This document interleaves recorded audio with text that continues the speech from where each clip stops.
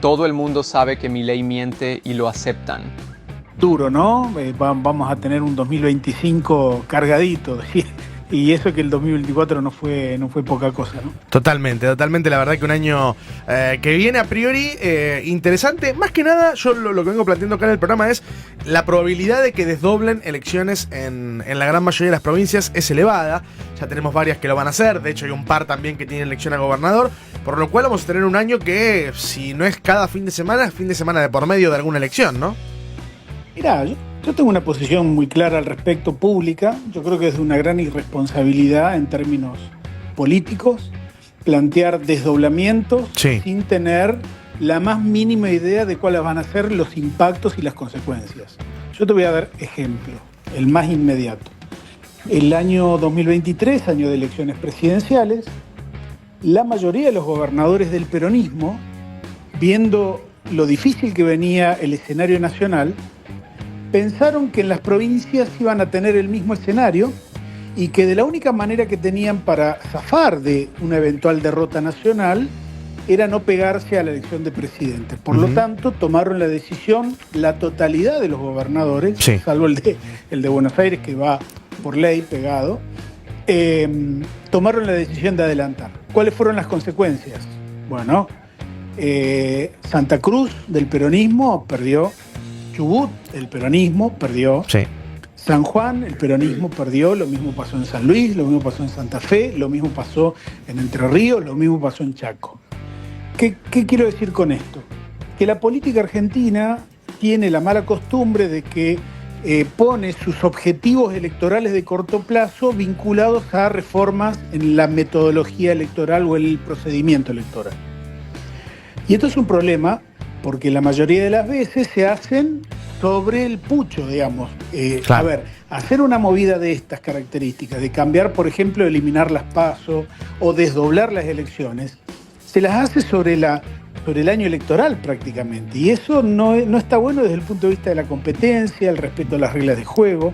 Es como que hay un abuso o una cancha inclinada de los oficialismos que tienen esa potestad, pensando que eso los beneficia. Y yo ya te acabo de demostrar que los oficialismos del peronismo en el interior de la Argentina hoy deben estar viendo los desdoblamientos con otra mirada, ¿verdad? Lo mismo para el gobierno nacional. Sí. Cree que el desdoblamiento es algo bueno, o eliminar las PASO, ¿no? Déjame decirte que el antiperonismo, del cual se nutrió Milei en la segunda vuelta, sin las PASO, Macri no hubiese sido presidente. Claro, ni hablar. Entonces imagínate todo este problema que tienen hoy el PRO, una parte del radicalismo, ¿no? Sectores que a lo mejor no combinan con la Libertad Avanza, pero son votantes de Milei. ¿Cómo haces con ese conglomerado de votos que están en las provincias si no le das una PASO? Claro. Un problema para el gobierno. Lo que pasa es que, viste, es muy cortoplacista la política. Y me parece que con el tema de reformas electorales se trabaja mal, se procede mal y después, bueno, hay que atenerse a las consecuencias de eso. Bueno, además, el gobierno, acuérdate que asumió con la idea de transformar también el tipo de representación en el Congreso. ¿Te acordás que quería cambiar las secciones electorales, hacer toda una modificación, digamos, de electores? Claro. Total, por lo cual digo, eso arrancó el gobierno con eso, ahora después quiere sacar las PASO, después quiere hacerle el desdoblamiento. Digo, en lo que vos estás haciendo, sumando lo que vos decís, ¿no? Digo, en 14 meses o 13 meses o 12 meses de gobierno, pasaron por 3 variables distintas de forma electoral, digo, es de mecanismo electoral. Yo te diría, para una reforma tan profunda, viste que siempre la respuesta cuando uno dice, che, hay que hacer una reforma política profunda, no es tiempo, no es tiempo. Ahora, para los objetivos de corto plazo de los gobiernos electorales sí hay tiempo, y hay margen. Déjame decirte también esto. La política argentina requiere, para hacer reformas de estas características, de un consenso alto. No total porque no existe, pero el gobierno no tiene ese consenso para hacer esa reforma, no tiene los diputados. Y si los tiene, vamos a ver de vuelta el penoso espectáculo de la compra de voluntades, ¿no es cierto? Que, dicho sea paso, le pone a la calidad de la política argentina encabezada por este gobierno de Milei, este gobierno extremadamente conservador, una pátina de sospecha de corrupción tremenda, ¿no? Mira, yo recién estaba hablando con gente de la provincia respecto del cierre de la empresa DAS. Recién decían Coronel Suárez, proveedora de Adidas, dejando a 400 personas sin laburo.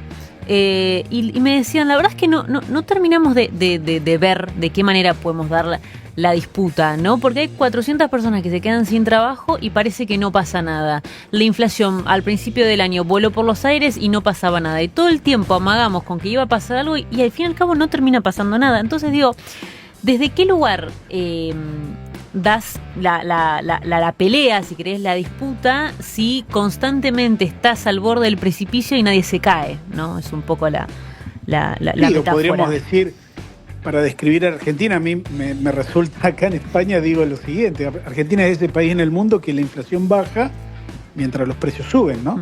Claro. Creo que hay un primer factor que es la credibilidad de la política del arco opositor, de la dirigencia. Creo que ahí hay un punto que juega muy en contra.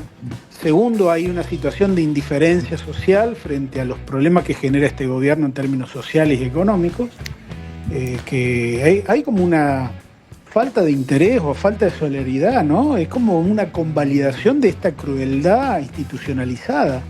Y creo que la responsabilidad también generalmente que recae en la dirigencia, ¿no? Creo que la dirigencia tiene un rol crítico. Claro. Imagínate que hoy nadie en la Argentina puede salir a decir en las elecciones: no, votanos a nosotros, que ahora sí nosotros te vamos a dar estabilidad económica.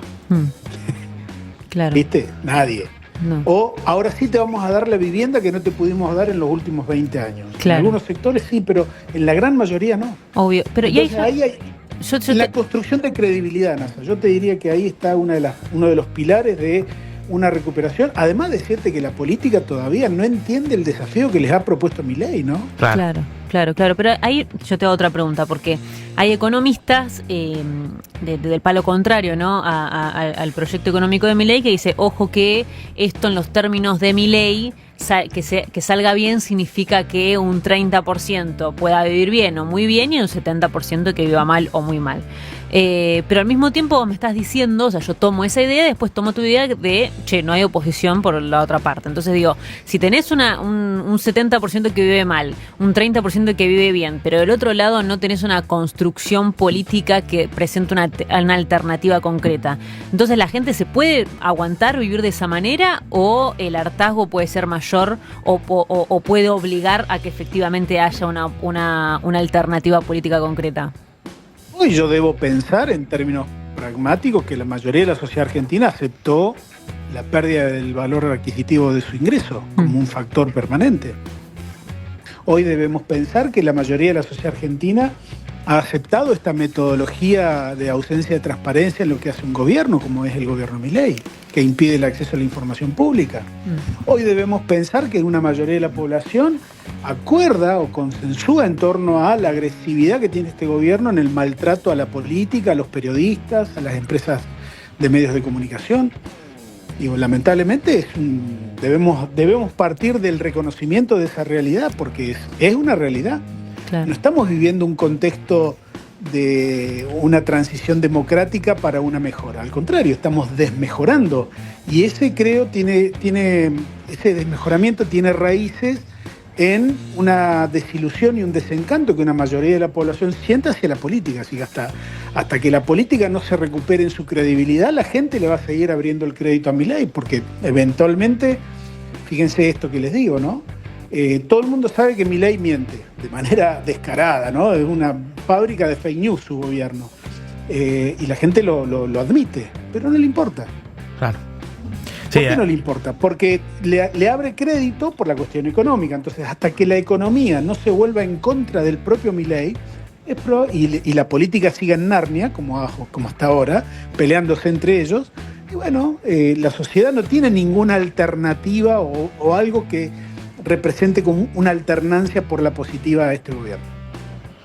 Verdaderamente ahí está la clave, digamos, de cómo se puede desbloquear o destrabar cierta cuestión de parte de la oposición, digo, de la lectura de lo que está haciendo el gobierno.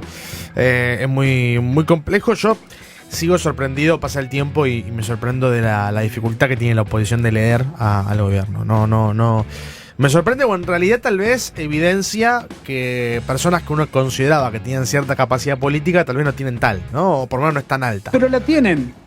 Lo que pasa es que ha habido cambios, ha habido algunas situaciones que ya no son como eran antes. Eso seguro. Por ejemplo, el impacto de las nuevas tecnologías, el impacto de las redes sociales, lo que es la militancia hoy digital. Creo que gran parte de la política tradicional argentina no sabe, no conoce y no entiende de lo que se trata. Y Milei sacó una enorme ventaja en ese campo, utilizando herramientas legítimas y no tanto, sí, ¿no? Pero la política tradicional ni siquiera, es decir, ni las entiende. Entonces ahí hay también un problema. Claro. En el segmento de menores de 30 años, la política tradicional no figura. Eventualmente habrá, allí sí, un mileísmo, antimileísmo, porque, por ejemplo, en la Argentina de hoy, te diría, ser varón menor de 30 años es casi un indicador de que vos sos un votante libertario. Sí, si sos menor de 30 y mujer, yo te diría que sos antimileísta. Claro. No sé a quién votás, si al peronismo, al radicalismo o a otra fuerza. Pero sí sé que si sos mujer menor de 30 en la Argentina, sos antimileísta. Claro. Entonces, creo que la política no entiende todavía, no alcanza a decodificar. Y ciertamente se quedó en el tiempo, ¿no? Se quedó sin un ayornamiento a lo que está pasando hoy en pleno siglo XXI. Hasta acá el video de hoy. Contame en los comentarios qué opinás de esto. Nos vemos en el próximo video de Argentina Noticias.